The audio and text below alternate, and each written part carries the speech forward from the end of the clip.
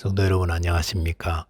2021년 7월 28일 수요일 새벽 말씀 함께 나누겠습니다. 오늘 본문은 시편 18편 32절부터 50절까지의 말씀입니다. 본문의 말씀은 다윗 왕이 왕으로 즉위하면서 자신의 삶을 돌아보며 그동안 함께 하시고 구원하신 하나님을 찬양하는 내용이 기록되어 있습니다. 본문을 통해서 우리의 필요를 채우시고 또 완전케 하시는 하나님에 대해 묵상하며 또 그 하나님을 찬양하게 되시기 바라겠습니다. 첫째로 묵상할 내용은 하나님은 성도의 필요를 채우시는 완전한 분이다라는 사실입니다. 본문 32절에 보시면 다윗은 이 하나님이 힘으로 내게 띠 띄우시며 내 길을 완전하게 하시며라고 하였습니다. 다윗은 하나님이 자신에게 힘으로 띠를 띄우셨다고 했습니다. 본문에 보시면 이 힘이라는 것은 전쟁 가운데에 필요한 힘을 의미한다 할 수 있습니다. 전쟁에서는 어떤 힘이 필요할까요? 다윗 시대에는 힘이 세어야 하고 또 날렵해야 합니다. 잘 달려야 하는 거죠. 그래서 골리앗 같은 사람은 어려서부터 전쟁을 위해서 준비한 사람이라고 알려져 있습니다. 그러면 다윗은 어떻습니까? 다윗은 그런 것들을 위해 준비된 자가 아니었습니다. 다윗은 목동이었고 자연 가운데서 양을 치며 또 시를 짓고 노래하는 일을 하던 자였습니다. 그런 자가 어떻게 전쟁에 필요한 힘을 구비할 수 있었겠습니까? 그런데 우리가 잘 아는 것처럼 다윗은 전쟁의 용사였습니다. 그리고 골리앗을 맞아 승리한 자였습니다. 이후에도 다윗은 전쟁에서 승승장구했습니다.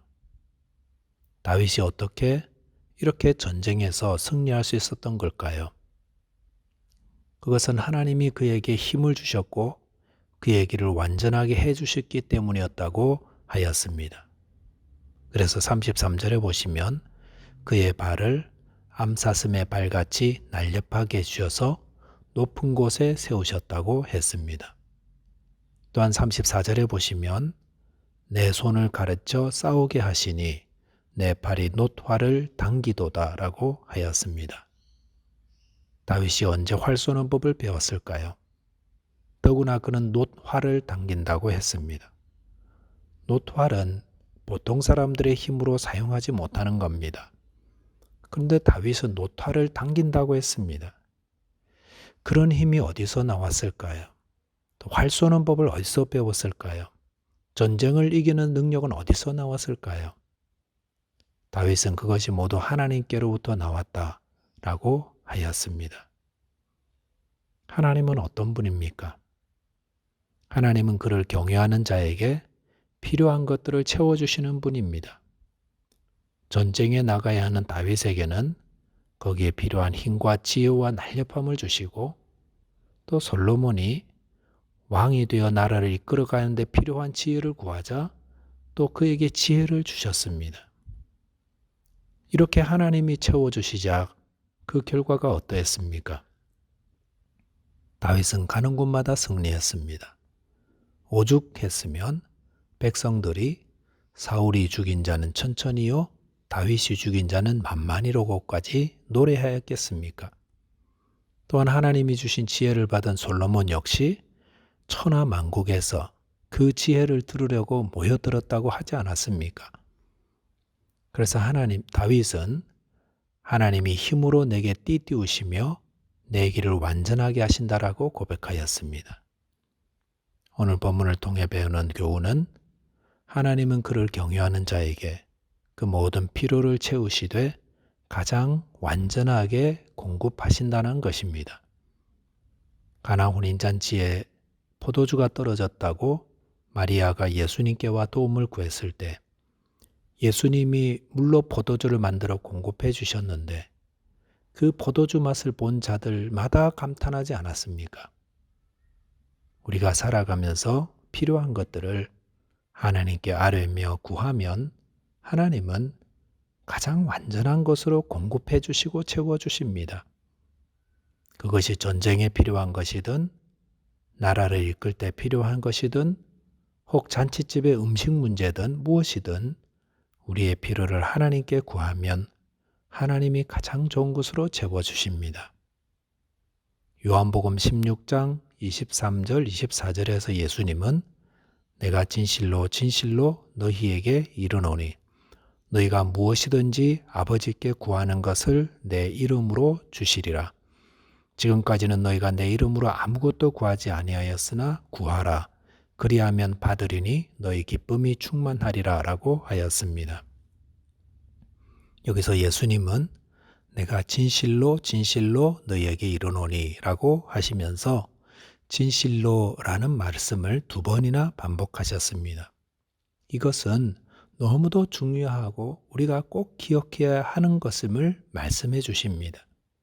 예수님은 우리가 예수님의 이름으로 하나님 아버지께 구하고 기도하라 이것을 강조하며 말씀하십니다. 그러면 받게 되고 그로 인해 기쁨이 충만케 된다 하셨습니다. 어떤 일로 어려움과 부족함이 있으십니까? 예수님 말씀을 기억하며 기도하시기 바랍니다. 그럴 때에 하나님께서 우리의 기도를 들으시고 응답하시되 하나님의 완전하게 채워주심을 경험하게 될 것입니다. 2번째로 묵상할 내용은 하나님은 살아계시며 우리의 반석, 우리의 구원이 되신다는 사실입니다. 본문 46절에 보시면 여호와는 살아계시니 나의 반석을 찬송하며 내 구원의 하나님을 높일지로다라고 하였습니다. 다윗은 하나님의 구원하심을 경험하고 이를 통해 하나님을 찬송하고 있습니다. 그 찬송에는 하나님을 향한 그의 믿음이 내포되어 있습니다. 다윗은 하나님을 어떻게 믿고 의지하였습니까? 본문에 보시니까 먼저 그는 하나님은 살아계시다고 하였습니다. 하나님은 죽은 하나님이 아닙니다. 관념 속의 하나님도 아닙니다. 그분은 매일 아침 일어나 얼굴을 대하는 가족들처럼 실제로 살아계시는 분입니다. 그런데 그 살아계신 하나님은 화분에 심겨진 식물처럼 가만히 계시는 말을 해도 묵묵부답인 분인 그와 같은 하나님이 아닙니다. 하나님은 우리의 일거수일투족을 보시고 거기에 세밀하게 응답하시는 인격적이며 살아계신 하나님이십니다. 또한 다윗은 하나님이 나의 반석이라 하였습니다. 반석이란 얼마나 견고한 것입니까? 그처럼 하나님도 견고하신 분이라는 것입니다. 재물을 의지하는 자는 흔들리는 인생 됩니다. 사람을 의지해도 흔들리게 됩니다. 그 이유는 재물이나 사람이나 반석처럼 견고하지 않기 때문입니다. 하지만 하나님은 절대로 요동하지 않는 반석과 같은 분입니다. 그러므로 하나님을 믿고 끝까지 의지하는 자는 다윗과 같이 하나님을 찬송하게 됩니다.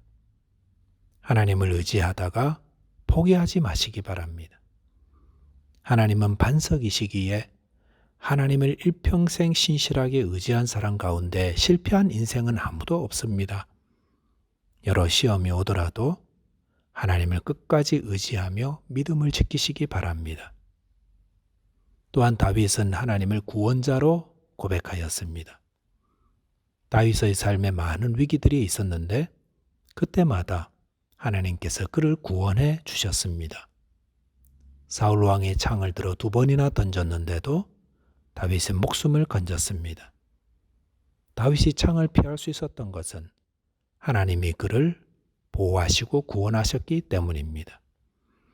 다윗이 많은 전쟁들을 치루었는데 어떤 화살도 날아와 그를 상하지 못하게 했고 누군가 뒤에서 공격할 수 있었을 텐데도 그 모든 위험에서 구원받았던 것, 그것은 하나님이 그를 구원하셨기 때문입니다. 이 다윗의 고백은 우리를 구원하실 분이 하나님이시다 라는 것을 말씀해 주십니다. 하나님은 우리 인생의 구원자가 되셔서 우리가 깊은 수렁에 빠졌을 때나 캄캄한 어둠과 같은 흑암 속에 있을 때에도 우리를 구원하시는 분이다라는 것입니다. 홍수에서 구원받은 후에 노아가 번제를 하나님께 드리며 예배하였는데 그 번제의 예배는 하나님께서 그와 그의 가족을 홍수 속에서 구원하신 분이 하나님이십니다에 대한 고백이요 찬송이었습니다. 그럴 때 하나님이 이를 기쁘게 흠양하시고 다시는 사람을 물로 심판하지 않겠다는 언약을 주셨습니다. 이렇게 하나님은 살아계십니다. 하나님은 나의 반석이십니다. 나의 구원자이십니다. 고백하며 찬송할 때 하나님을 기쁘시게 합니다. 말씀을 정리하겠습니다. 하나님은 우리의 모든 필요를 완전하게 채우시는 분입니다. 그러므로 하나님께 기도해야 합니다.